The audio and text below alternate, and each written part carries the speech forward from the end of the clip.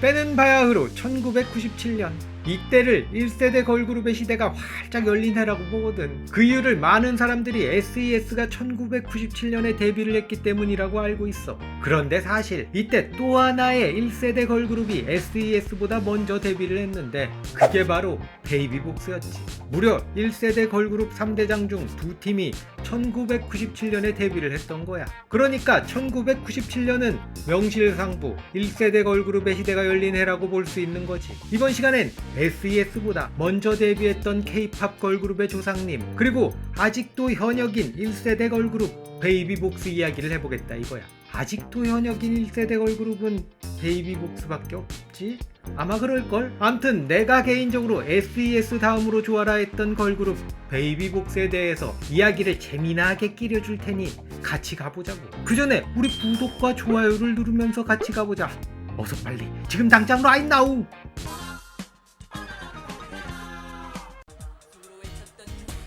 내가 베이비복스라는 걸그룹을 처음 알게 된 건 1997년의 어느 날 머리하는 날이란 노래를 통해서였지. 그런데 사실 이 그룹은 1997년 7월 1집을 발표하면서 한국판 스파이스 걸스를 표방하면서 남자에게 민주주의라는 노래를 타이틀로 해서 야심차게 데뷔했던 5인조 걸그룹이었단 말이야. 데뷔 당시 베이비복스는 우리가 알고 있는 그 베이비복스의 멤버 구성과 아주 힘이 다른데, 이때 멤버는 정현전, 정시훈, 차유미, 이희진, 그리고 김희지였지. 훗날 베이비복스 2집에서 합류하게 되는 이가희가 원래 베이비복스의 멤버로 데뷔하기로 했었는데 안무 연습 중에 큰 부상을 당하게 되면서 그룹에서 빠지게 되고, 이 자리에 김희지가 합류하면서 베이비복스가 데뷔하게 되었던 거야. 이들의 타이틀곡 남자에게 민주주의가 무슨 사회 비판적인 노래라느니 페미적인 내용이라느니 이런 이상한 헛소문이 퍼져 있는데, 그건 이 노래를 제대로 들어보지도 않은 사람들이 제목만 보고 헛소리를 하는 거야. 이 노래는 자기 남자친구를 빼앗아간 민주를 조심하라고 남자에게 고하는 내용. 그러니까 남자들아 민주를 주의해라, 뭐 곧다는 의미로 남자에게 민주주의라는 제목인 거지. 이 노래가 방송 금지가 돼서 후속곡 머리하는 날을 미뤘다는 이야기도 있는데 그것도 와전된 이야기가 아닌가 싶어. 이 당시 베이비복스는 남자에게로 공중파 방송에 출연했던 기록이 남아있거든. 방송 금지가 됐다면 애초에 공중파 방송에 출연한 기록조차 없어야 한다 이 말이야. 그러니까 그냥 이 노래가 너무 난해해서 인기를 끌지 못했던 거고, 그래서 재빨리 후속곡인 머리하는 날로 활동을 이어갔던 게 아닐까, 난 그렇게 보고 있는 거지. 암튼 이 머리하는 날도 힙합 장르의 댄스곡이었고, 이 걸그룹의 힙합은 대중들에게 그닥 좋은 반응을 얻지 못하면서 고전을 면치 못하고 있는 와중에 베이비복스는 또 하나의 악재를 만나게 되는데, 그게 바로 메인 보컬 차유미의 탈퇴였어. 당시는 재미교포였던 차유미가 팀을 탈퇴하고 미국으로 도망을 갔다고 알려졌거든. 사실은 과도한 스케줄과 연습을 소화하다가 부상을 당했는데 회사에선 제대로 치료도 안 해줬고, 그러면서 마음고생을 하다가 미국으로 돌아갔다고 하지.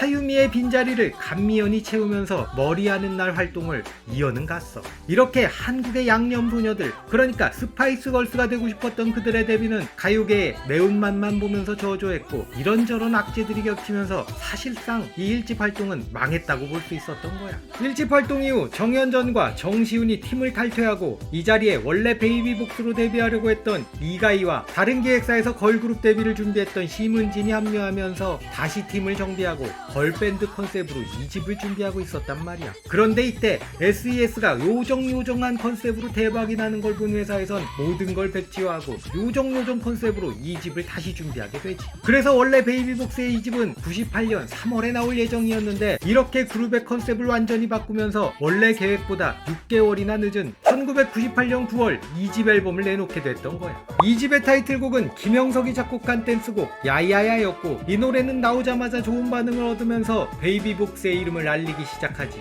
이때 베이비복스라는 그룹을 알게 된 사람들이 많아서 야야야가 그들의 데뷔곡으로 알고 있는 사람들이 많은데, 사실 이 노래는 2집의 타이틀곡이었지. 하지만 그게 뭐가 중요한가 이 말이야. 드디어 히트를 치고 그들의 이름을 알리기 시작했다는 게 중요한 거지. 스파이스 걸스가 되어보려다가 매운맛만 보고 눈물을 흘리며 쓸쓸히 돌아섰던 1집 활동 이후 절치부심하며 재기를 노렸던 그들은 드디어 야야야 노래처럼 달짝지근한 성공의 맛을 봤던 거야. 이후 후속곡 체인지로 활동을 이어갔고, 이 노래도 역시나 좋은 반응을 얻고 있었지. 그런데 이때 이가희가 나이를 속이고 활동하고 있다는 의혹이 PC통신에서 제기가 됐는데 결국 그녀가 셋또래로 활동했던 이희정이란 게 밝혀졌고 DR뮤직에선 이가희를 팀에서 탈퇴시키게 되지. 이가희에 대한 자세한 이야기는 셋또래 영상에서 소상히 다루었으니 궁금하시면 셋또래 영상을 한번 봐주시면 된다 이거야. 암튼 이 사건으로 인해서 베이비복스의 2집 활동은 중단되고 말아.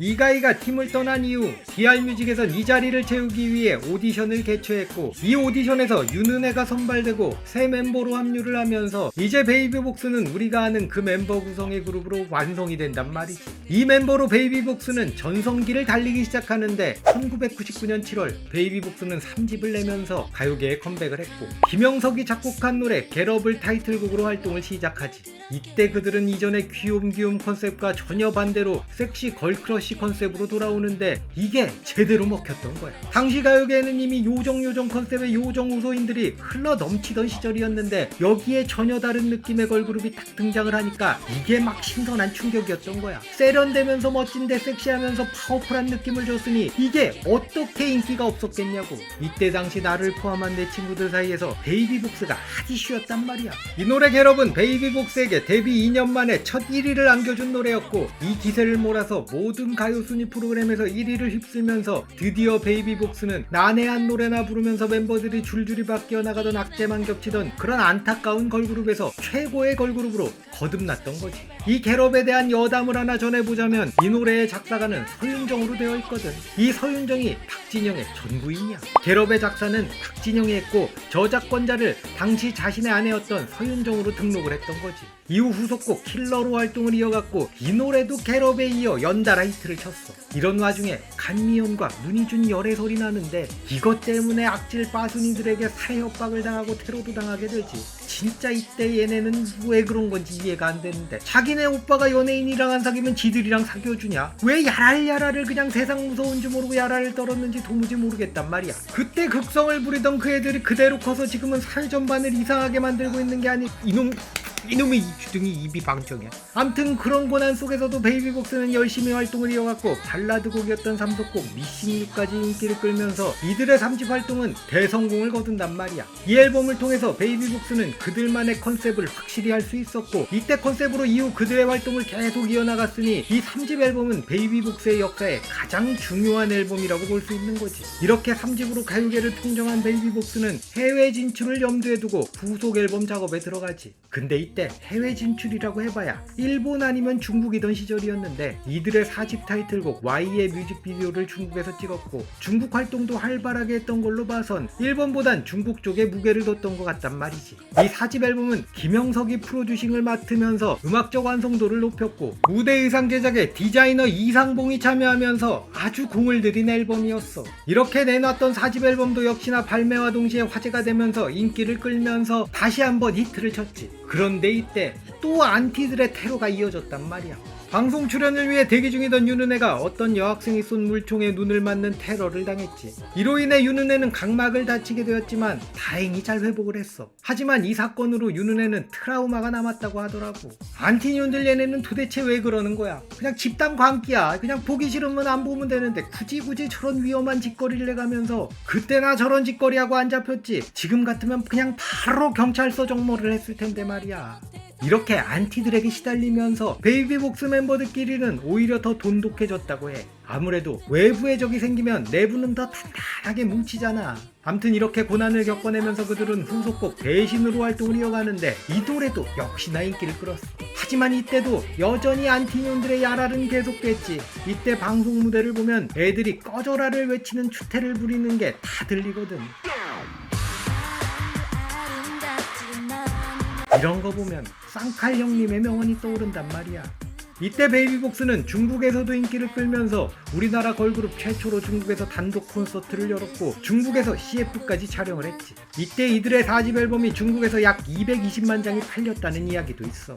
이후 2001년 5집 보이시 스토리를 내고 타이틀곡 게임 오버로 활동을 하는데 이 노래는 이전과 같은 성공을 거두지 못했고 다소 저조한 성적을 기록하면서 아쉬움을 남기지. 이때 컨셉은 앨범 제목처럼 보이시한 컨셉이었는데 이게 대중들에게 어필하지 못했던 거야. 지금 보면 이때 베이비복스의 모습이 꽤 멋있는데 그때는 이게 그닥 공감을 받지 못했던 것 같아. 이렇게 국내에서의 활동은 조금 저조했지만 중국에서의 인기는 계속되면서 중국 한류를 이끌게 되지. 베이비복스는 5집에서의 부진을 만회하기 위해서 변화를 꾀하는데 그동안 함께했던 김영석과 결별하고 김창완과 함께 작업한 스페셜 앨범을 2002년에 내놓는단 말이야. 이 앨범은 신곡이 2곡 추가된 베스트 앨범이었는데 여기에 추가된 신곡 중 하나가 우연이었어. 이 노래는 원래 라인기획에서 내놨던 혼성그룹 콜라의 우울한 우연을 리메이크한 노래였지. 사실 콜라의 우울한 우연은 우울한 성적만 기록하면서 인기도 끌지 못하고 사라졌었는데 이 노래가 베이비복스를 만나면서 우울한 우연에서 우울함을 빼고 우연히 제목이 되면서 인기를 끌지. 노래 주인이 따로 있다던데 이 노래가 이제야 주인을 만난 건지 아니면 제목 따라간다고 우울한 우연일 땐 우울했는데 우연이 되면서 인기를 끈 건지 그건 알 수 없지만 아무튼 이 노래는 인기를 끌면서 히트를 쳤고 다소 부진했던 5집의 기억을 지울 수 있을 정도로 아주 좋은 성적을 기록한단 말이야. 이어서 2003년 김창완과 함께한 6집 앨범을 내놓으면서 타이틀곡 나 어떻게로 활동을 이어가지. 이 노래도 좋은 성적을 거둔단 말이야. 이때 국내보다 해외, 그러니까 중국을 비롯한 태국 등 동남아에서 인기를 끌면서 그들의 전성기는 국내를 넘어서 해외까지 이어지고 있었어. 아시아 전역에서 인기를 끌면서 한류를 주도하고 있던 베이비복스는 방갈로르 뮤직이란 미국의 레이블로부터 미국 진출을 제안받았고 DR뮤직은 이에 응하면서 새 음반 제작에 들어가게 되지.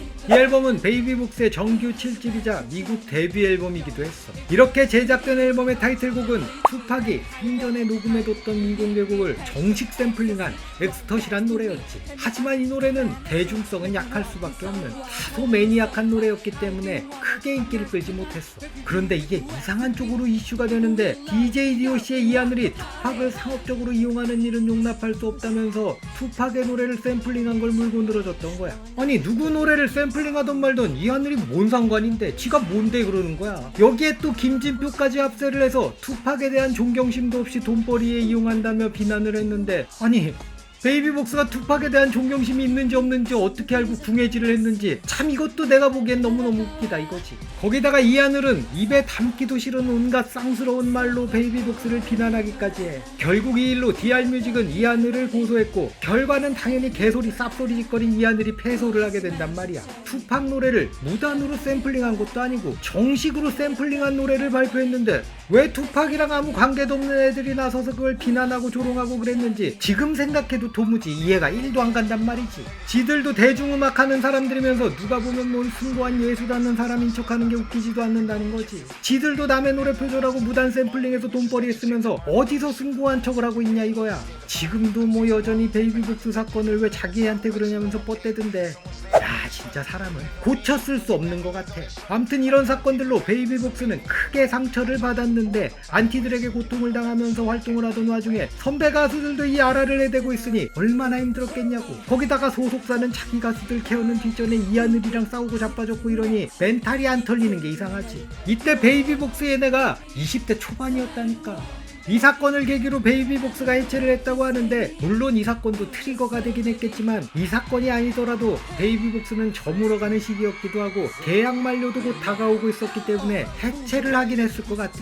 다만 이 사건이 그 시기를 앞당기긴 했겠지. 이후 심은진이 탈퇴를 하면서 베이비복스 해체설이 있었지만 DR뮤직에선 4인조로 활동을 이어가겠다고 했고 곧 윤은혜도 팀을 떠나면서 결국 베이비복스는 각자의 길을 가게 됐어. 언젠가 그들은 다시 뭉치겠다는 약속을 했고 그 약속은 결국 2024년 KBS 가요 대축제를 통해서 지켜졌지.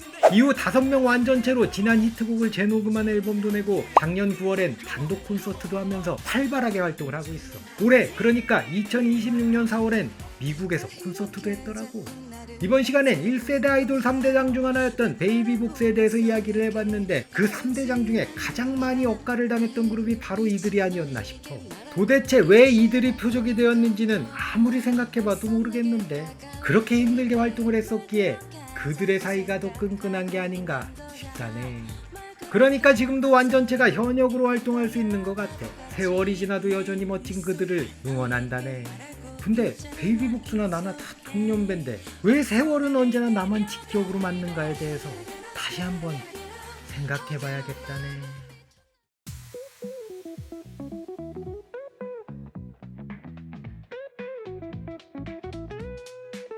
즐거운 삽시간 삽시간 재미난 삽시간 추억을 소환하는 삽시간 하지만 삽소리가 많으니 주의하세요